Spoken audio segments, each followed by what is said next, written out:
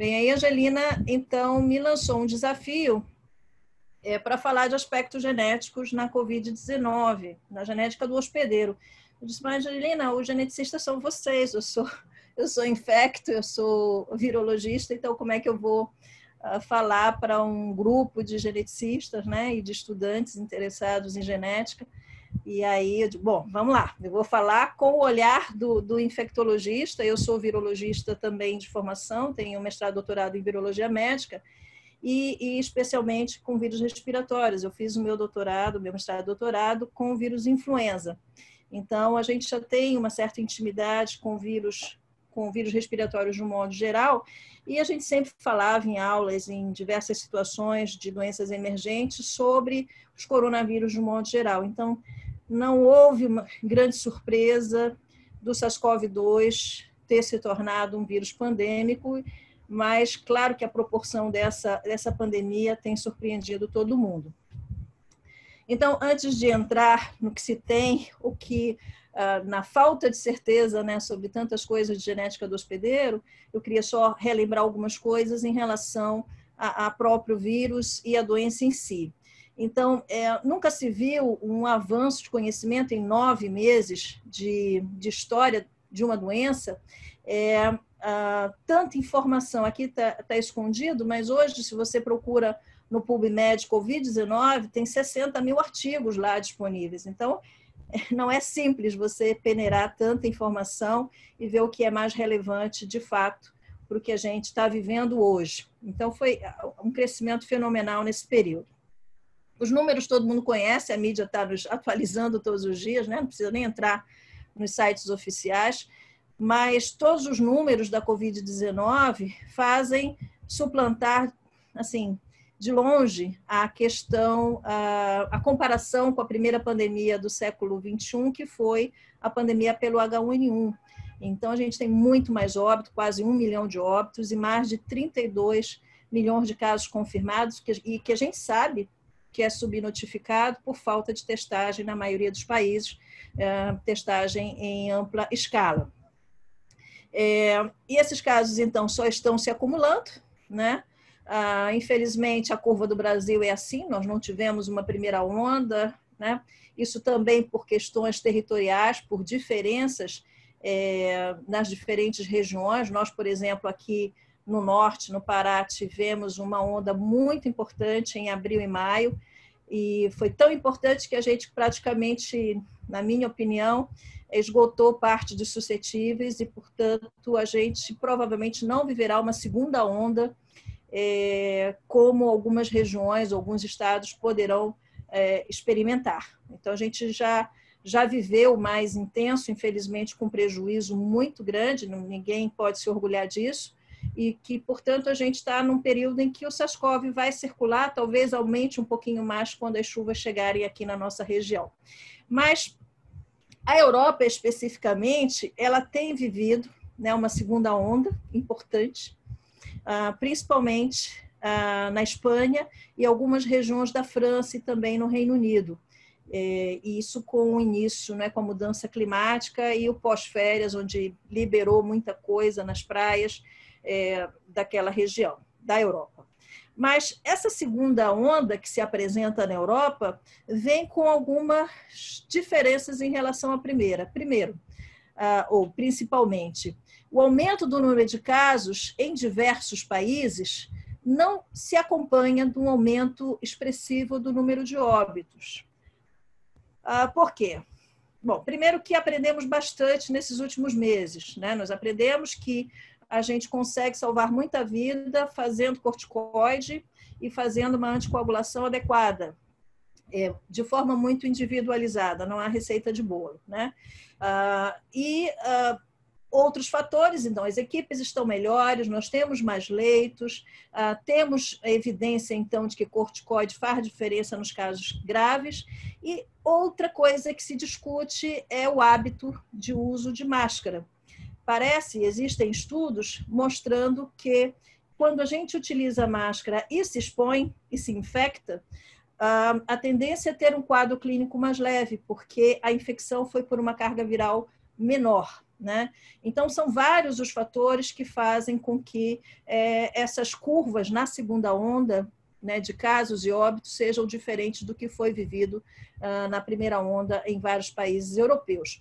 Isso também, claro, vários desses casos aqui se devem a maior testagem e testando também pessoas mais jovens que têm menor tendência a ter formas graves da doença. Também influencia nesses gráficos. Quando a gente compara a Covid a outras doenças respiratórias, a letalidade é bastante expressiva, bem maior do que foi pelo H1N1 e do que foi nas duas últimas pandemias de gripe do século XX, a gripe asiática e a gripe de Hong Kong. E hoje, pelos números que nós temos oficiais, a letalidade global gira em torno de 3%. É óbvio que a gente sabe que isso é super representado, porque, mais uma vez, como não testamos todo mundo de forma ampla, nós perdemos os casos leves e, portanto, isso tende a elevar esse índice de letalidade.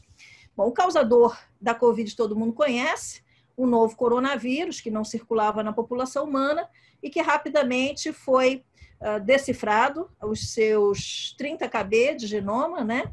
E ele foi classificado no grupo dos vírus relacionados à síndrome respiratória aguda severa. Então, ele ficou muito próximo geneticamente do SARS-CoV-1, que foi o causador da SARS entre 2002 e 2003.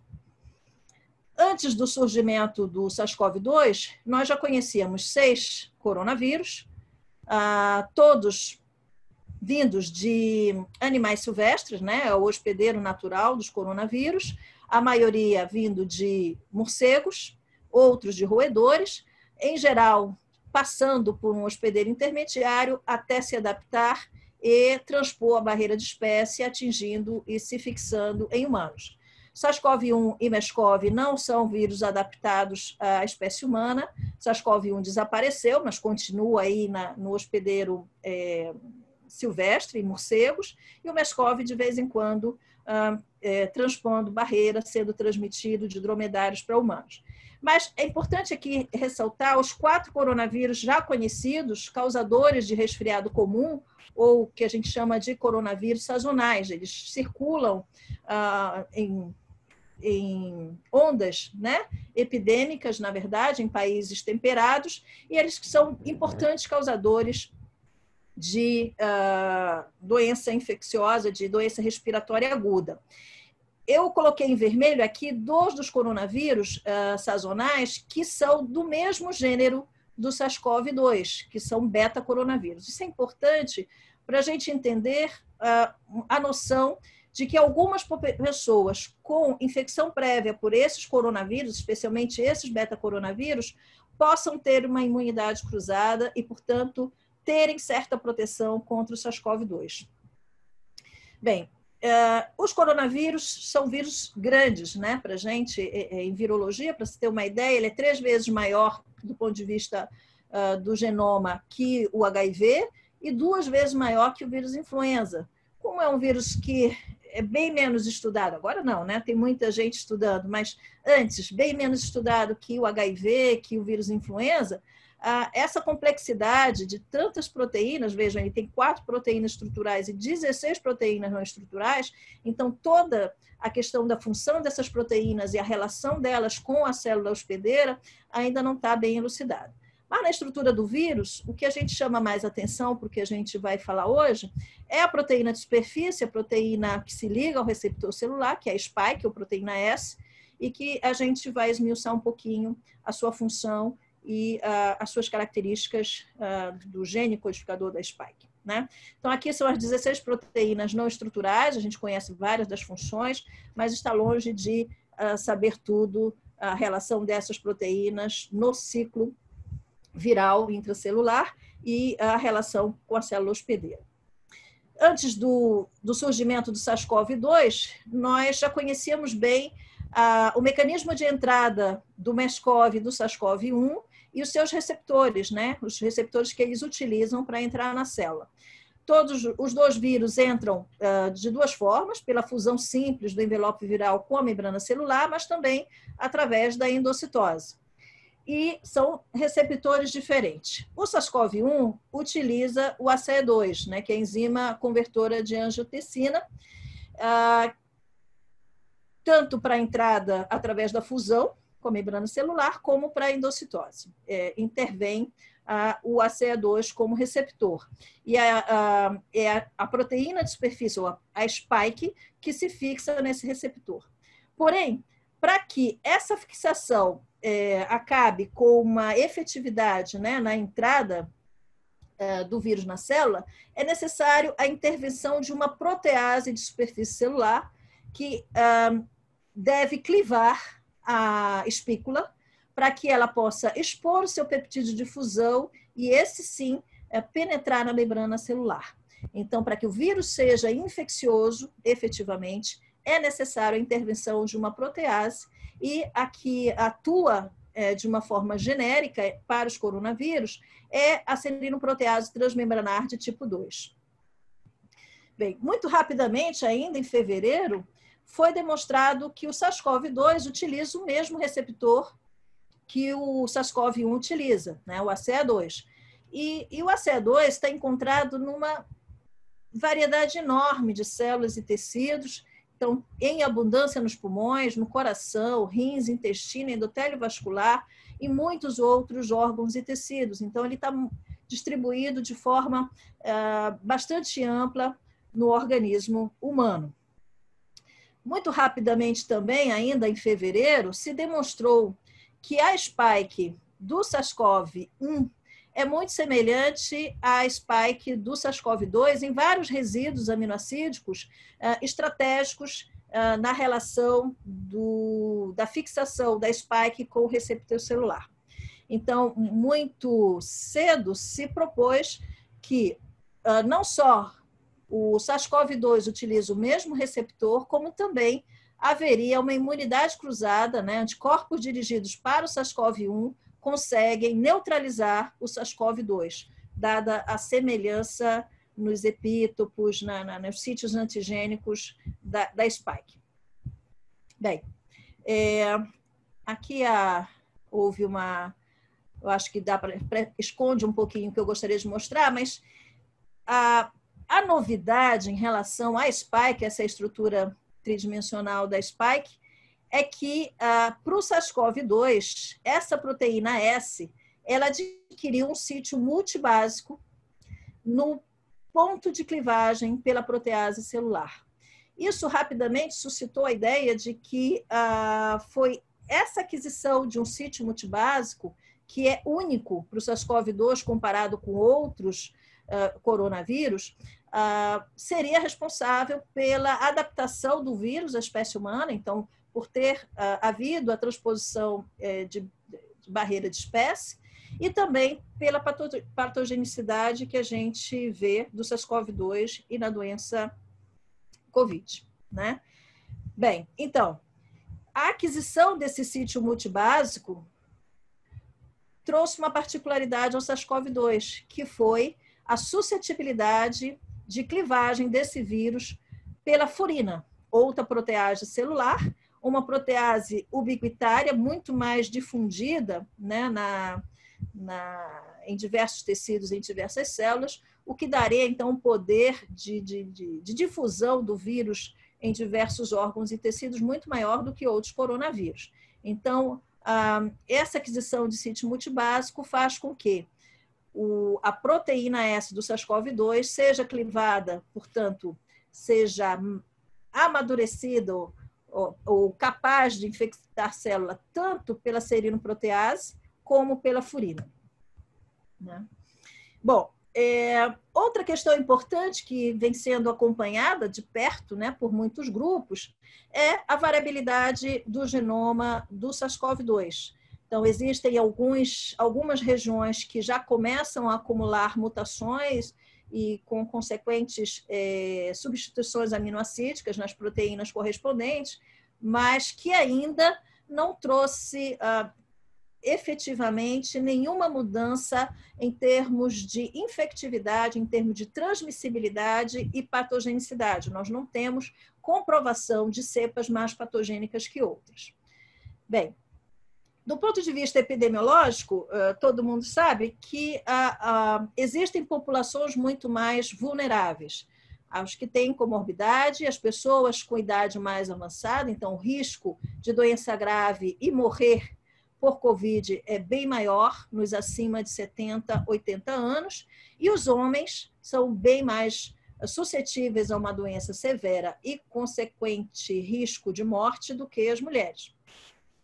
Esse é um estudo amplo, o primeiro estudo publicado pelos chineses, com 44 mil casos, já mostrando, então, esses dados e mostrando as comorbidades mais presentes ou mais frequentemente associadas a doenças graves. Algumas, a gente não vê exatamente os mesmos grupos de riscos para gripe grave aqui na Covid. Por exemplo, para a gripe, as grávidas, as crianças pequenas, os asmáticos são muito vulneráveis à doença grave pelo influenza. Já na Covid-19, são grupos que a gente ainda não vê relevância, principalmente as crianças, que a gente sabe que apresentam doença sintomática ou doença leve.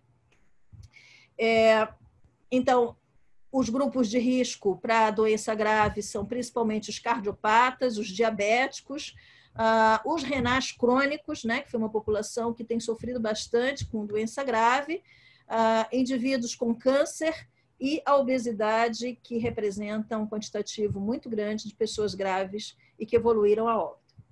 A apresentação clínica da Covid ela é muito variada.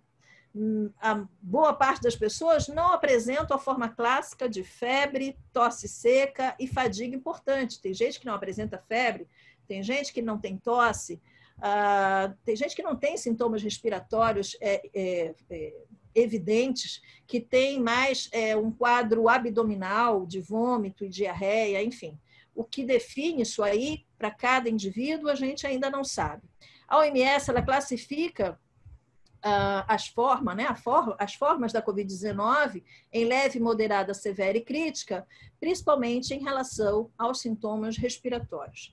E aí, essa é mais ou menos a evolução padrão, né, da Covid-19, alguns indivíduos evoluindo na segunda semana de doença para uma fase de hiperinflamação, onde a gente vê vários marcadores de inflamação alterados, e são pessoas, então, que têm o maior acometimento do pulmão, maior risco de tromboembolismo e risco aumentado, então, de morte. O que faz alguns indivíduos evoluir para essa fase de hiperinflamação e outros não, são vários os fatores que podem estar envolvidos, ainda sem clareza de quem tem relevância nesse papel.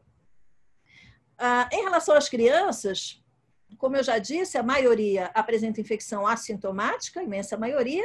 Quando tem doença manifesta, é uma doença autolimitada, com sintomas leves, mas existe aí, e o Brasil tem tido uma grande experiência com casos notificados, da chamada síndrome inflamatória multissistêmica, que é uma reação autoimune com alguns critérios bem definidos pela OMS para diagnóstico. Bem, então, as pessoas que evoluem com doença grave, essencialmente por um estado de hiperinflamação importante e fenômenos trombembólicos, risco de fenômenos trombembólicos muito mais aumentado. Em relação à resposta imunológica, e aí a gente, aqui mensurando mais pela questão da resposta humoral, né, resposta em anticorpo, o que se observa é que pessoas com doença sintomática, e principalmente nos casos mais severos, têm uma resposta de anticorpo muito mais intensa e mais duradoura, enquanto que os assintomáticos tornam-se soronegativos mais rapidamente. Isso quando eles soroconvertem, porque boa parte dos assintomáticos não apresentam anticorpos detectáveis. Muito se fala, e cada vez mais tem artigos né, falando sobre a evidência de uma imunidade celular T anti-SARS-CoV-2 pré-existente. Ou seja, pessoas que, de alguma forma, têm uma imunidade cruzada para o SARS-CoV-2, e isso muito provavelmente é por experiências prévias com outros coronavírus, principalmente beta-coronavírus. Tá? E aí existem estudos mostrando que muitos epítopos da spike para células B e T, eles são altamente conservados, não só entre o SARS-CoV-1 e o SARS-CoV-2, mas também com outros beta-coronavírus, como o OC43. Então, são vários estudos que mostram esse papel da imunidade celular T, dessa resposta T, prévia, né, com uma imunidade cruzada para alguns indivíduos. Então, a pergunta é, o que torna algumas pessoas mais vulneráveis a SARS-CoV do que outras? A gente conhece famílias inteiras que não se infectaram ou não adoeceram apesar da exposição, enquanto que tem outras famílias que todo mundo adoeceu. Tem famílias que todo mundo adoeceu e não teve gravidade nenhuma. Tem famílias que todo mundo adoeceu e muitas pessoas com gravidade e morte dentro de uma mesma família. Então, pode ser o vírus? Pode, mas a gente ainda não provou nada em relação a isso. Mas parece que há um papel, sim, da genética do hospedeiro na questão da influência, da eficiência da infecção, da resposta imunológica e da gravidade dos sintomas. Bem, então, vários estudos, tem muitos estudos, né? Agora, quais são os mais relevantes? Eu trouxe aqui alguns exemplos para vocês do que as pessoas têm buscado em termos de associação de diferentes etnias e apresentação clínica, de várias variantes genéticas para diversos genes codificadores das proteínas, de algumas proteínas do hospedeiro que eu já falei aqui para vocês. Então, uma primeira relação em termos da expressão do receptor celular, do ACE2, comparando, né, diferentes etnias, diferentes faixas etárias e a relação homem-mulher. E não há diferença, por exemplo, entre asiáticos e europeus, entre homem e mulher e nas diferentes faixas etárias. A expressão do ACE2 em pulmões, ela parece ser semelhante em todas essas variáveis. Esse é um único artigo que eu encontrei em que relaciona, né, que sugere que homens asiáticos podem ter maior expressão de ACE2. Mas, enfim. Mas vejam que não é uma questão simples de se estudar, porque, em termos de variabilidade genética do ACE2 e da serinoprotease, né, da protease que cliva a spike, a variabilidade é muito grande. Então, encontrar associação aqui não é coisa simples, né? Mas alguns estudos já têm demonstrado algumas variantes alélicas com relação de maior ou menor suscetibilidade à doença. Por exemplo, aqui é tudo estudo de estrutura, né, e de afinidade dessas variantes do receptor, no caso aqui o ACE2, e a afinidade de ligação com o sítio de fixação do receptor presente na spike. Essas duas variantes, por exemplo, elas têm uma menor afinidade na fixação do receptor ou da proteína spike com o seu receptor. Então, talvez os indivíduos que apresentassem essas variantes para a ACE2 pudessem ser menos suscetíveis à COVID-19. Porém, os estudos dessas variantes genéticas nas diversas populações ainda, embora existam, ainda são incipientes. Nesse grande estudo aqui, a partir de bancos de dados já pré-existentes, não cita os dois variantes desse estudo precedente. Bem, o outro alvo de interesse em termos de variante genética e suscetibilidade à COVID é a serinoprotease, né, transmembrana, que é a protease que cliva a proteína spike do vírus. E aí, outros estudos com outras doenças já demonstraram uma ampla variabilidade da protease, dessa serinoprotease. Esse estudo, particularmente, mostrando uma maior expressão da serinoprotease em células de epitélio brônquico de homens. Lembrem que homens são mais suscetíveis à doença mais severa e ao óbito. Isso tem sido observado em todas as experiências no mundo, de um modo geral. A outra relação da serinoprotease foi feita nesse estudo comparando diferentes etnias, isso nos Estados Unidos. Os Estados Unidos mostraram que as taxas de infecção e mortalidade por Covid-19 era de 2 a 3 vezes mais alta em negros do que na população em geral. Algumas pessoas falaram que era simplesmente uma questão de social, né? Do acesso da população afro-americana aos serviços de saúde. Portanto, eles agravavam e tinham maior chance de evoluir para óbito. Mas vejam que aqui, nesse estudo, indivíduos que se autodeclararam negros, eles apresentavam maior nível de expressão do gene codificador da serinoprotease. A relação disso com a suscetibilidade à doença mais severa precisa ainda ser demonstrada, claro. O gene da serinoprotease, ele é expresso de forma significativa em diversos tecidos, né, e órgãos. E esse estudo, basicamente, mostrou que 4 variantes alélicas, né, da serinoprotease transmembrana promovem um aumento da expressão dessa protease em tecido pulmonar e que essas variantes especificamente estão mais presentes, são mais frequentes em populações da Europa e do continente americano, quando se compara a África e a Ásia.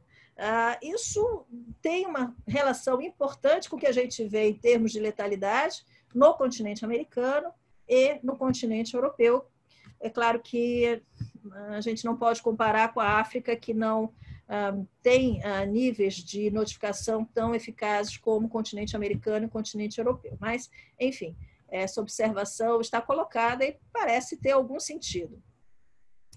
A outra linha, né, de pesquisa em termos de variabilidade de gene, de proteínas do hospedeiro que possam intervir na relação com a doença COVID, é a variabilidade do gene codificador da furina. Lembram que o SARS-CoV-2, por ter um sítio multibásico de clivagem, ele é suscetível de ser clivado por furinas. E também as furinas, né, têm uma grande variabilidade genética, que é feito num estudo numa relação com esquizofrenia, mas alguns outros estudos já colocam essa relação como menos provável. Por exemplo, demonstram que há naturalmente substituições aminoácidas importantes nesse sítio multibásico de clivagem da proteína S que não afetam, né, a eficiência, a eficácia ou a infectividade viral e que são naturalmente encontrados em variantes virais circulantes em diversos locais do planeta. Tá? Esse outro estudo mostrou que a deleção desse sítio multibásico não interfere na capacidade de fusão celular. Então, portanto, por mais que haja variabilidade genética do hospedeiro no gene codificador da furina, talvez isso realmente não tenha impacto na doença COVID-19. Embora tenha esse estudo em vivo, onde a deleção desse sítio multibásico faz com que o vírus seja atenuado, né, na sua virulência. Bem, aí, obviamente, tem muita gente que vai estudar o complexo de histocompatibilidade, já tem algumas relações sendo feitas, por exemplo, HLA B46 parece que apresenta um menor número de peptídeos do SARS-CoV-2, sugerindo, então, que as pessoas que têm esse alelo podem estar particularmente vulneráveis ao Covid-19. Aqui tem a distribuição desse alelo no planeta, nos diferentes continentes, e o HLA-B15 tem maior capacidade de apresentar peptídeos de SARS-CoV altamente conservados, e isso inclui peptídeos conservados entre os coronavírus humanos sazonais, o que pode explicar para pessoas que têm esse tipo de HLA uma proteção prévia contra o SARS-CoV-2. Bem, em relação...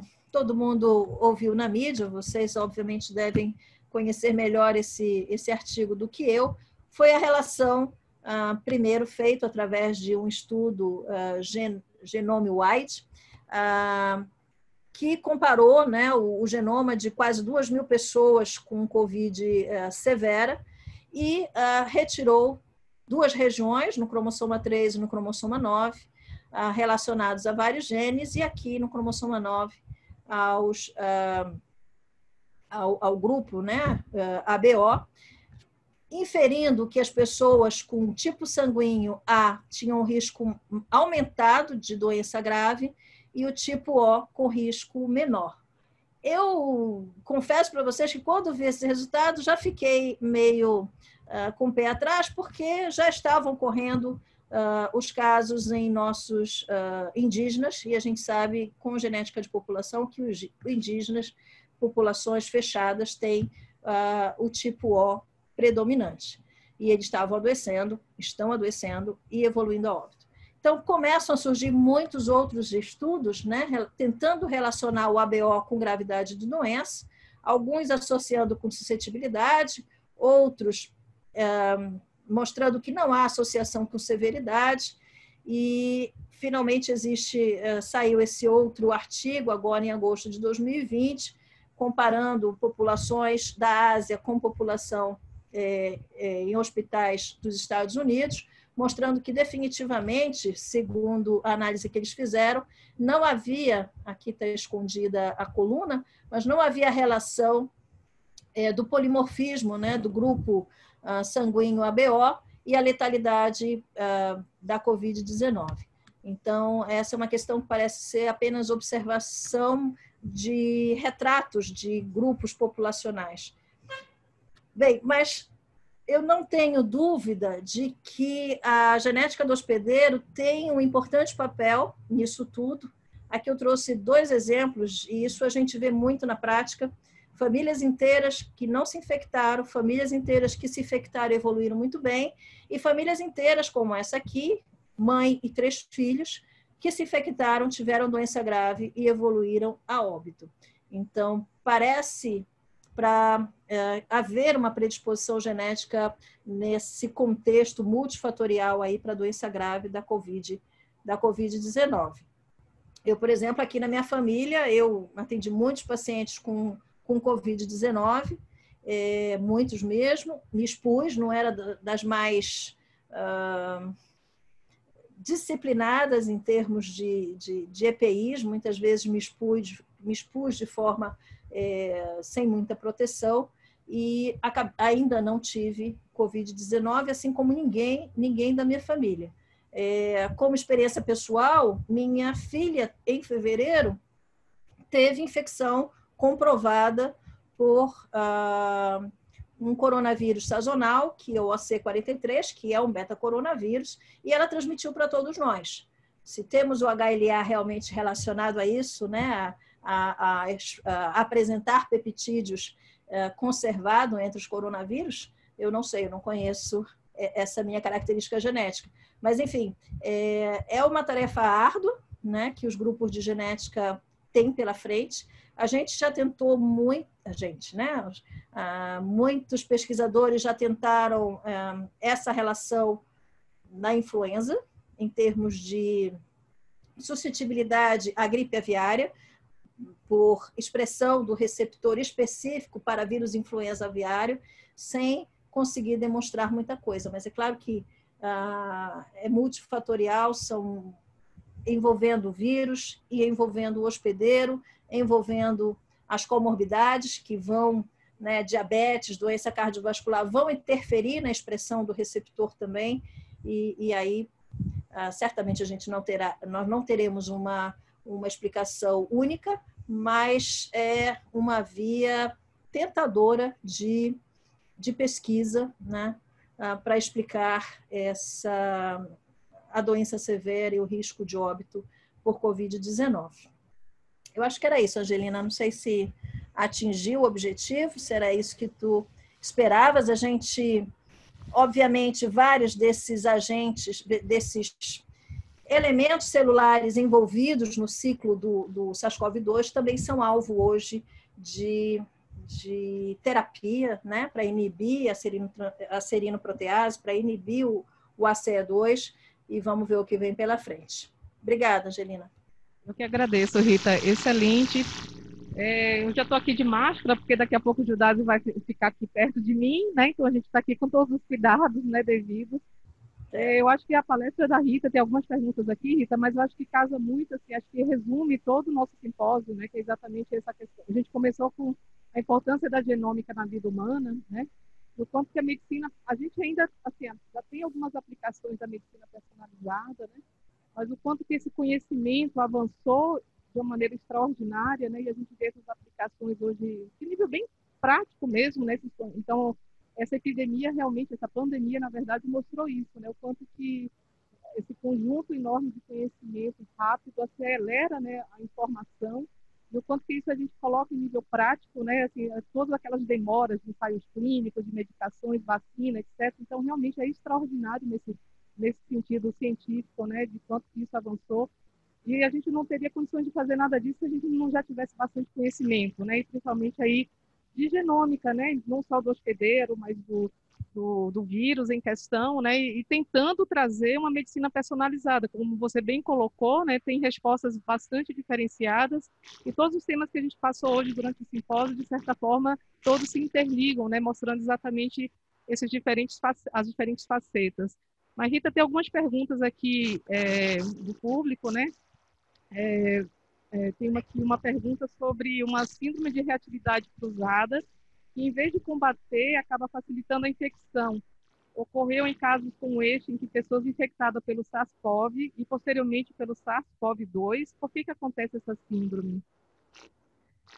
Na verdade, existe, como na dengue, né, existe essa possibilidade de doença mediada por anticorpos, né, prévios. E isso facilitar, então, a entrada do vírus em célula.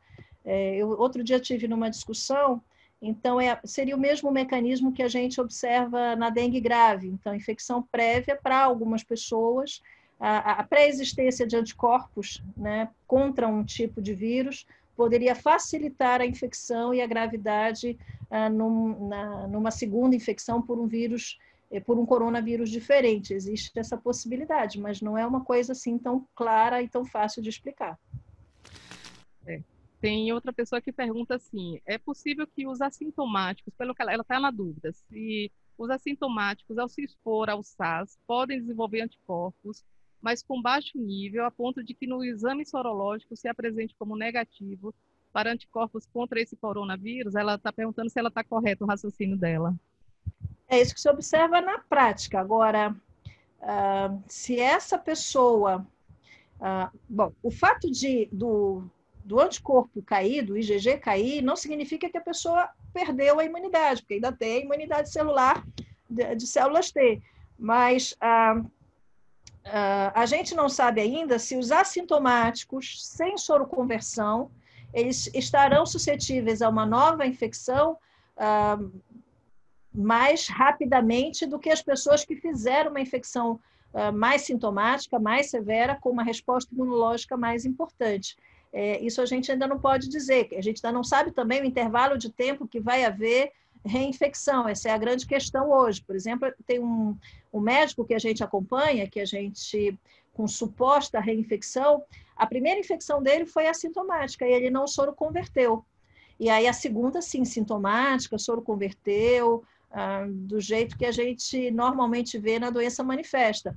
A pergunta é, será que ele realmente se infectou, se não foi apenas um vírus com uma infecção, não com infecção, ou com uma infecção que a gente chama de abortiva, sem efetividade da infecção? Não dá para dizer. Então, talvez as pessoas que foram assintomáticas, com uma simples detecção do genoma viral, sem soroconversão, talvez elas estejam mais suscetíveis a uma doença mais sintomática lá na frente. Não sabemos ainda como é que vai ser. Então, assim, até aproveitando o gancho dessa pergunta, do ponto de vista assim, bem prático, você recomenda realizar esses testes assim, de rotina, que fica todo mundo muito estressado, será que eu me infectei, não me infectei? Será que eu estou transmitindo, não estou transmitindo? Enfim, o que você recomenda em termos bem práticos assim, para a nossa rotina, Rita, assim, nesse cuidado nosso, né? Que a gente tem que trabalhar, a gente está se expondo, obviamente, mas fica esse estresse, né, de quanto se você se infectou ou não. se você está transmitindo ou não, né? Nos assintomáticos, principalmente, claro. Exatamente. Na verdade, como é que a gente vai proceder? Eu acho que a dúvida em relação a quem se infectou, todo mundo vai ter medo da reinfecção, mas não há dúvida de que a reinfecção, para a maioria das pessoas, deverá ser mais atenuada, uma forma mais branda de doença, semelhante ao resfriado comum, né? É o que se espera nas próximas epidemias ou picos epidêmicos do SARS-CoV-2. Então, assim, rastrear, fazer a sorologia não muda o nosso comportamento no dia a dia. Então, hoje, o comportamento nosso, social, tem que ser para todo mundo, ele tem que ser regra para todo mundo. Quem já teve, quem não teve, quem teve RT-PCR detectável, quem tem anticorpos detectável, é usar máscara, é manter o distanciamento social e é a higienização das mãos. É a tríade básica do nosso dia a dia, do nosso retorno ao convívio, né? Eu sempre digo, o vírus veio para ficar, ele não vai desaparecer, a vacina vai chegar não sei quando, mas ela não vai fazer com que a Covid desapareça. Vai se tornar, nós vamos ter uma rotina como nós temos com a gripe, né?